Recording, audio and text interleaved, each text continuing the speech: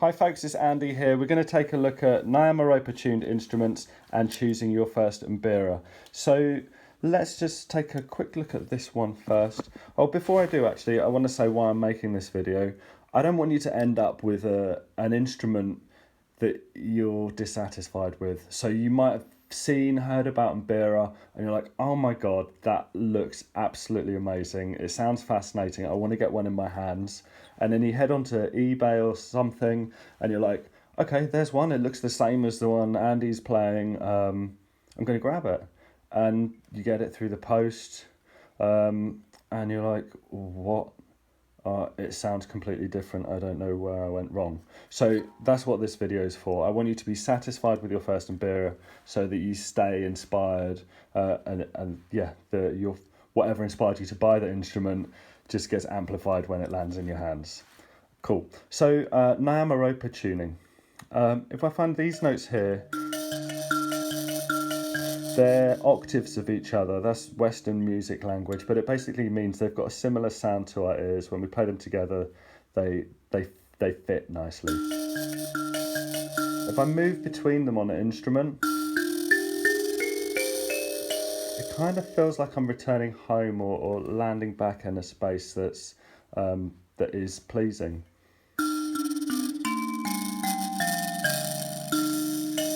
So some of you that are versed in Western music language, you might be going, oh, okay, cool. Andy's just shown us that's where the root note of the major scale is on that instrument. Great, I'm really pleased if you have thought that. But I want to warn you, Western music language is only an approximation when we're talking about Mbira music. The instruments aren't made to match up with Western tunings, and when you use that language, you can only really talk about like 7 main tunings, and there's so much sort of sliding between tunings possible on these instruments. I mean, if you're into that language, let's talk about equidistant heptatonic tunings. I mean, where all of the notes are equally spaced from each other. There's everything in between possible. There's no single fixed tuning. So yeah, if you're interested in Western music language and you're thinking, okay, I've got an idea of this, I've basically just told those guys anything goes. You can have all sorts of tunings possible. So here, this note, if that feels like the home note on the instrument, then it's probably going to be called a Nyamaropa tuned instrument. Nyamaropa tuning is the tuning that's kind of like preferred as a beginner instrument. It's a really popular choice inside and outside of Zimbabwe. And Nyamaropa tuning is the tuning that I use in my free downloadable multimedia e-guide that you can grab at mbiramagic.com. If you're watching this on YouTube, just look in the description below. If you found this elsewhere, also click to YouTube to check the description. But I'm hoping that you found this video on mbiramagic.com, where you can access loads of amazing free resources that I've made in collaboration with top players from around the world. So Nyamaropa tuning, I really reckon you should go for it, and it's what I'm using in my free guide. I'm even using this particular instrument, which is low note B flat. Let's move over to another Nyamaropa tuned instrument. Here we go. So how do we know it's Nyamaropa? Let's find those notes. Great, yeah, it sounds like we're returning home. Awesome, so that's a Nyamaropa, and our low note here is around G, which gives us C's on that home or root note. So this kind of instrument, a G Nyamaropa Mbira, will give you an instrument that's close to C major, giving you the possibility of playing along with a Western tuned instrument. So that's a good choice for you if that's your interest. But for me, I'm more interested in being able to play Mbira along with other people in real life that have Mbiras or recordings of top players. I mean, you can be your own superhero if you've got the same tuning as your favourite recording. I mean, you can perform with those guys 24 hours a day if you wanted to. So find out what tuning is being used in those recordings, or even better still, find the tuning that is being played by other Mbira players in your local area, and you can have that real lived shared experience with other people. This music is deep. I mean, it's totally magical and inspiring, and if you're sharing that with other people, then it's just going to be amplified, and I'd love you to have that experience. To find other players in your area, maybe you want to go to the Mbira Education group on Facebook, and you can ask a question there. You can say, hey, I'm just starting out on my Mbira journey. I want to buy an instrument that's in the same tuning as other people near me. Can anybody recommend something? And by doing that, you're killing two birds with one stone. You're finding out what the right tuning is, and you're already linking up with folk near you that have Mbiras. It might be that one of them is just around the corner from you and they can lend you an instrument while you're waiting for yours, or they can show you a few different instruments and present you with a choice between makers or a choice between tunings. If you go for an instrument that's in the same tuning and by the same maker, you're very likely to get an instrument that sounds the same. However, some makers, how do I put this? Some makers are more interested in keeping their tunings exactly the same, and others are more free and they let their tunings sort of evolve over time. So I'm keen to be presenting on the website here makers that I kind of trust to keep those tunings consistent, so that you can hear one of their instruments, decide you like it, ask them to make you an instrument, and you get one that's like as close as possible. These are handmade, so there's details that change across instruments, and it's really hard to get them exactly the same. So like the note might be the same, but then there's overtones that come out, and to manipulate all of those, the choice of wood, if you change that, it changes the sound. If all of the keys are a little bit longer, I mean, you can have longer keys that sound higher, or you can have longer keys that sound lower. I mean, there's so many different things to change, widths of the keys, different types of metal. If you choose a same tuning and same maker, you're likely to get the same tuning, the same sound, sorry. And if you choose a maker that's trusted, then you're going to increase your chances there. So I think that's it. Let me play you something on a Nyamaropa tuned instrument, and then I'll move on to one where instead of the root or home note being here, it moves up here. And that kind of changes the sound. It twists everything a little bit. And I want you to see what's happening there and hear it. And it'll kind of reinforce the message of this video. Like, actually, yeah, I want the Nyamaropa tuning because it fits with all of the free resources Andy's giving away. You may choose to go for a G or even an A or B flat. And I'm not too fussed about that, but I really think that Nyamaropa tuning's the best choice for you. Here we go. What am I going to play? I really like this one at the moment. Oops, sorry.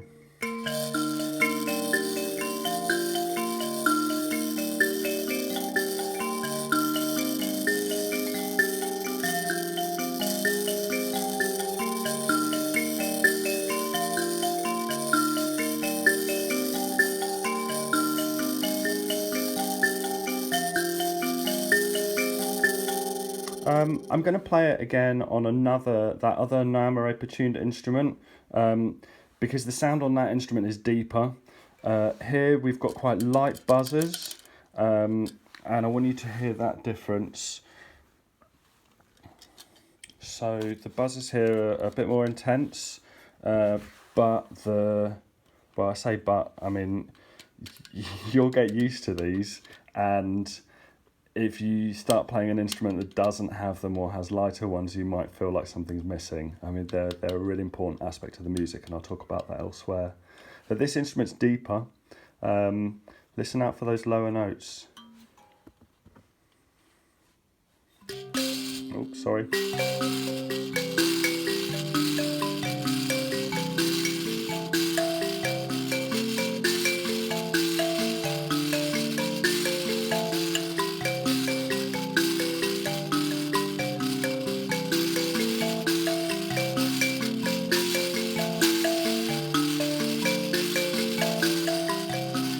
Okay, so we've just listened to the same pattern being played on two Nyamaropa tuned instruments, and I hope you agree it sounds similar, and you can hear that this one's deeper than this one, both Nyamaropa tuned.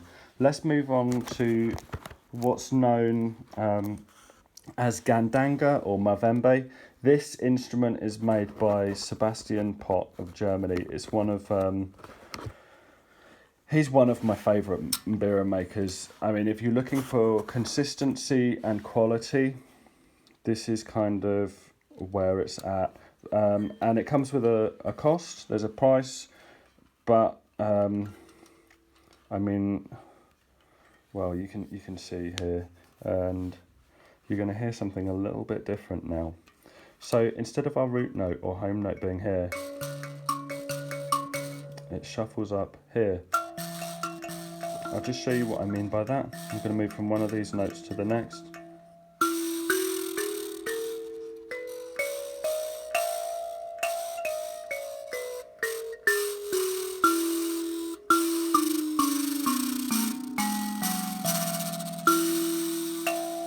Cool. So I'll play the same pattern that I played on the other instruments.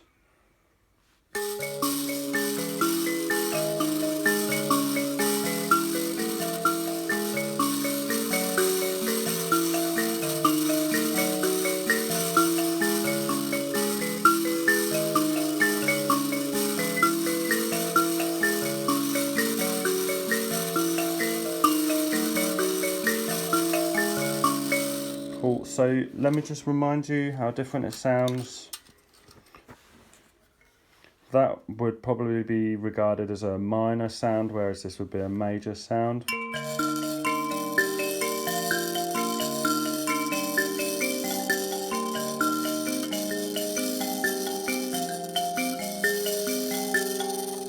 I had a little joke with one of the top players, Chartwell Dutiro, about this experience of performing the same act with my hands on the Mbira, so playing the same part but moving across to a different instrument. And it was almost like, I was saying to him, it's like, let's say you've got a favourite meal and you eat that, and you could eat it blindfolded, and you know what it tastes like and the consistency of it, and you're really familiar with it. And then one day you go to maybe the same restaurant where you've always eaten it, and you sit down in front of it, you know what you're going to expect, and you take a mouthful and it tastes of something completely different.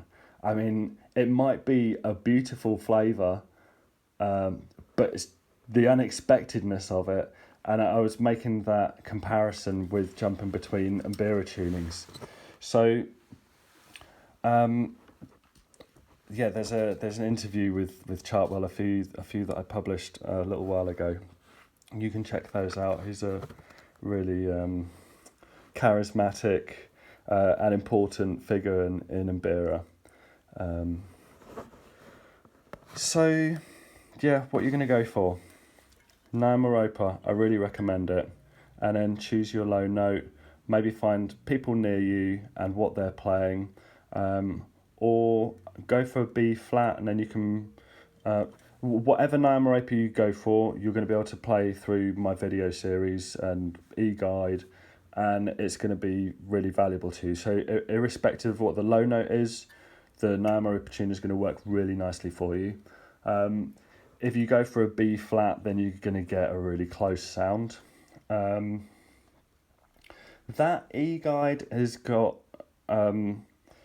like advanced players going through it, and they're saying to me, oh wow, Andy, if I'd had this, like, I mean, even receiving this now, it's got information in it that I've never come across, and I'm finding it fascinating.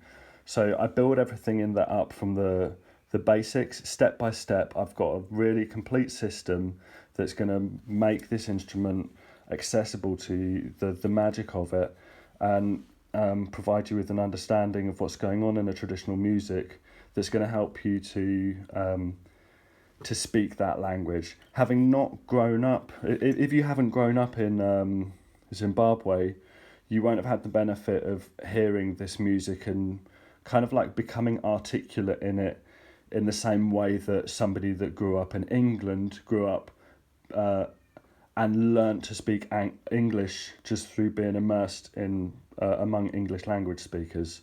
Like now, probably older than, I don't know what age you are, but let's say you're in your teens or above, and you're already fluent in one language, but you're not in Mbira. Having somebody give you a few hints and tips is going to help you to travel into the world of Mbira and be able to start having conversations, and that's what I want to provide you with. So yeah, I hope you enjoy the journey. I really want to support you with it. There's advanced stuff that I'm sort of guiding everybody towards. It's my there's a website now called Mbira.online, and there's like hours and hours of content for each traditional song from a variety of artists with notation and analysis if you're interested in that.